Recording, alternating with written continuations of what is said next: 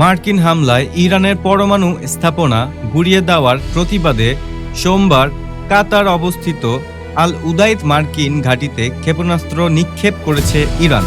তবে পূর্ব সতর্কতা থাকায় উল্লেখযোগ্য কোনো ক্ষয়ক্ষতির খবর পাওয়া যায়নি।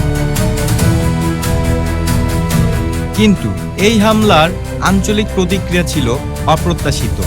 কাতারের পররাষ্ট্র মন্ত্রণালয়ের মুখপাত্র এটিকে তাদের সার্বভৌমত্ব, আকাশসীমা এবং আন্তর্জাতিক আইনের সরাসরি লঙ্ঘন আখ্যা দিয়ে এর যোগ্য জবাব দেওয়ার ঘোষণা দিয়েছেন। সৌদি আরব বলে এই আক্রমণকে কোনো অবস্থাতেই মেনে নেওয়া যায় না এবং কাতারের বিরুদ্ধে নগ্ন আগ্রাসন হিসেবে অবহিত করেছেন।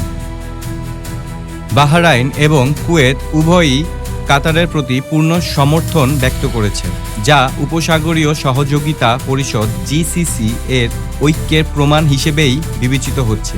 কুয়েত এই হামলাকে শুধুমাত্র কাতারের সার্বভৌমত্ব নয়, বরং গোটা অঞ্চলের স্থিতিশীলতার উপর আঘাত হিসেবে দেখছে।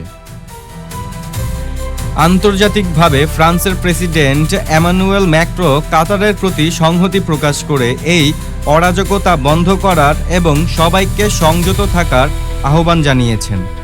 চীনের পররাষ্ট্রমন্ত্রী ওয়াং ই মন্তব্য করেছেন, যুক্তরাষ্ট্র ইরানে হামলা করে বিশ্বের জন্য ভুল বার্তা পাঠিয়েছে এবং এখনই উত্তেজনা কমানো ও আলোচনার টেবিলে ফেরা প্রয়োজন। এমনকি ফিলিস্তিন কর্তৃপক্ষ ইরানের এই হামলাকে কাতারের সার্বভৌমত্বের লঙ্ঘন এবং অগ্রহণযোগ্য বলে আখ্যায়িত করে কাতারের জনগণের সঙ্গে একত্রতা ঘোষণা করেছে। ফয়সাল আহমেদ, শতাব্দী টেলিভিশন।